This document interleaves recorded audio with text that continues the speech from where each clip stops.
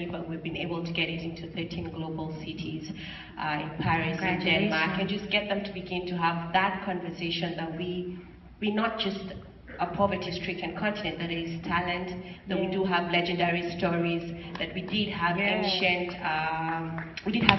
kingdoms that were intelligent, that contributed to architecture. So it's not a, how do I say, once you start talking like that, people are like, oh, so you're about like a black supremacist. No, we're just telling history, a true history of what it is, actually is. So you do come from a great heritage from Africa. Yeah, you do. Yeah. Thank you. And now specifically on your film, Leo, I saw a lot of reference to boys and dreams. And so, there's so many resources for women, young girls. So thank you for having an outlet for boys. And so my question to you is, and this is just your opinion or observation, but do you think that boys need to give up their dreams in order to be men in society?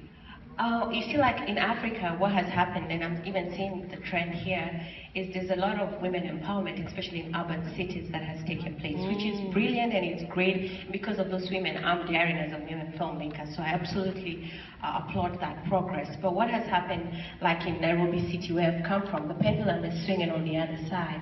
And I have like 4 nephews, and rarely are their problems and issues addressed, and also just the conflict of, if you watch Leo, the whole film, it's about the father and son relationship, and you find there's a lot of strain between African boys and their father.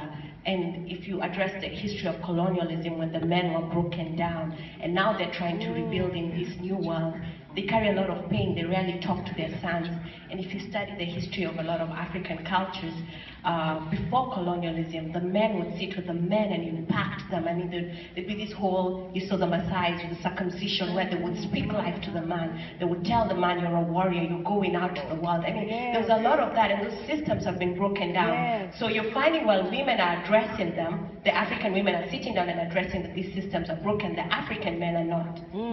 And so I feel the film for me was just God like breathed to me, like we, as much as we empower ourselves as women, we must watch over the men. And so pretty much. Thank you so much for that. And so at this time, once again, I want to thank each and every one of you.